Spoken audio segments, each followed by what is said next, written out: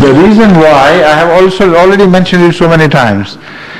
You see, man inherits twice as much as a woman does. Doesn't it? Doesn't he? So you give twice as much to man as to a woman, don't you? When you die, when somebody dies, out of daughters and sons, the daughters inherit half the property and the sons have twice the share of inheritance. Correct? Right? Yes. So it is the same attitude at birth.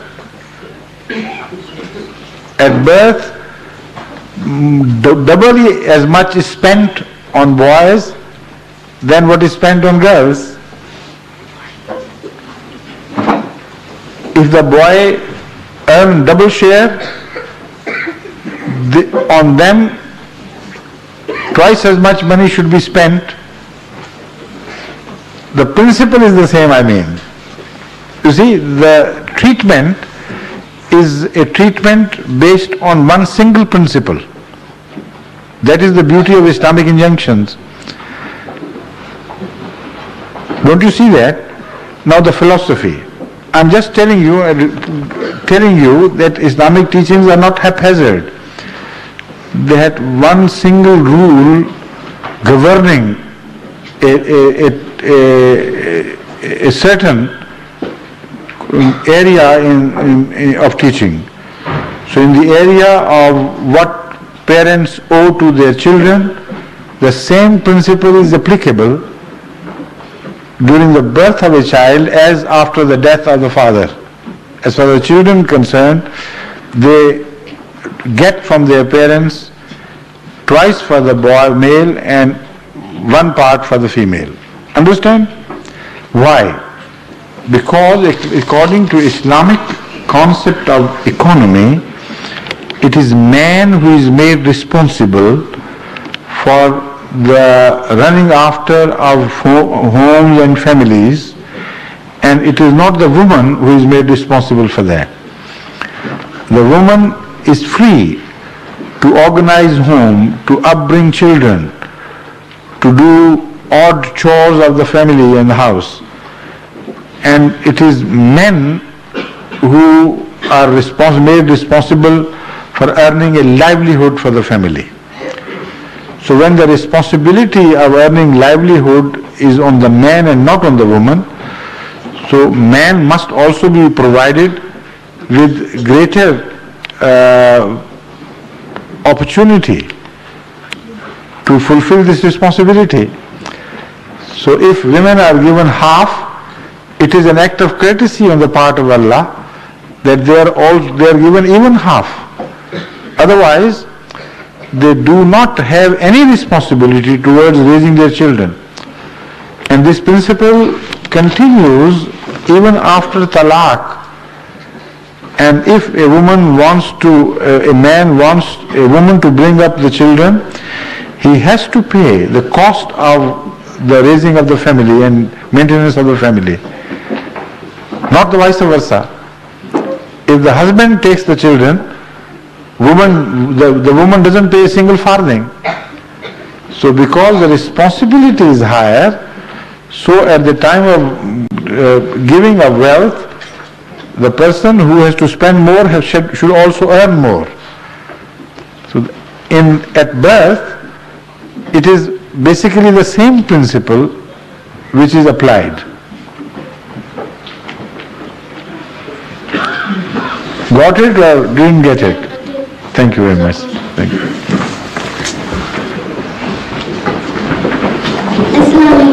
Yes. Do animals go to heaven? Well, I know that those who behave like beasts, they don't go to heaven. But maybe those beasts who behave like human beings, they deserve to go to heaven. But do they? Do they behave like the human beings? No. So they don't. Okay.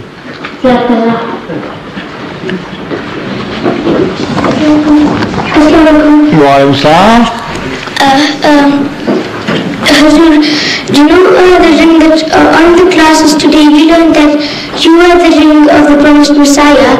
Are you the only Khalifa who's worn it, or have the other Khalifas in the past worn it as well? He's asking inquiring about the ring of the promised Messiah that you wear, and he's asking whether only you wear. Also, I couldn't understand ring. I thought he was saying wing. You see, the English pronounce the R when they shape their lips like pronouncing W. This is the correct way of pronouncing R in English. We in Indo-Pakistan, we pronounce our R like Ray, flat lips. The English would always pronounce it like ring. So I remember when I was a student here at the University of London, they taught me to pronounce R correctly by saying red rose. Red rose, you know. So quite an effort on my part it was. So, and the professor told us that it is sometimes difficult for us to understand our own children whether they're pronouncing an R or a W, because instead of pronouncing an R they pronounce mostly W. They see the lips, they say red rose. You see?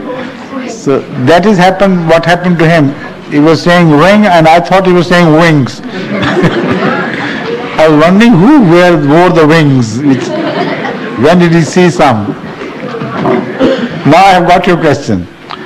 This ring was the personal property inherited as inheritance by my father from Hazrat Masih Maud alayhi salam. That is to say, it was not bequeathed to him as such, but out of the 4 rings or some rings, I don't remember exactly, 4 or 3, which were left by Hazrat Masih Maud alayhi salam, the children went into allocating the rings through drawing lots. So when the lots were drawn, this ring fell to the share of my father. He was not a caliph.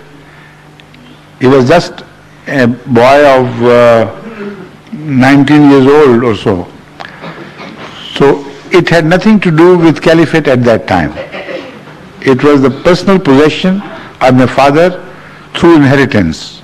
Understand? When he was about to die, and now Hazrat Khalifatul Masih Awwal didn't wear this ring.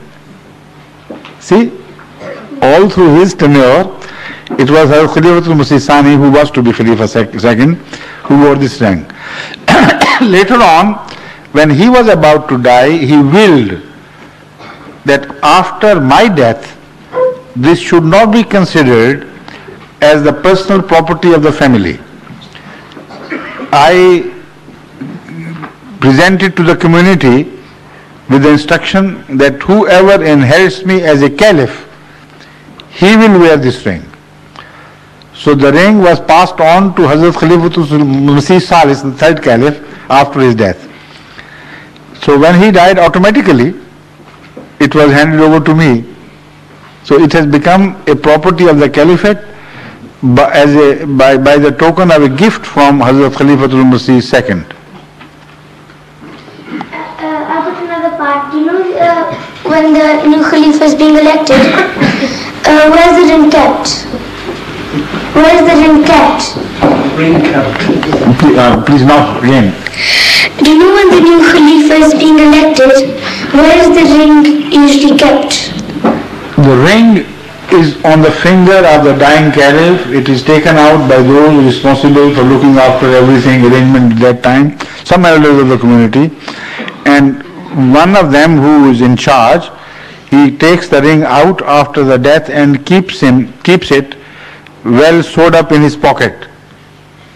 And he keeps it until, and he then reports the matter to the Nazir Ala or Sadr Anjuman Ahmadiyya that I have got that ring.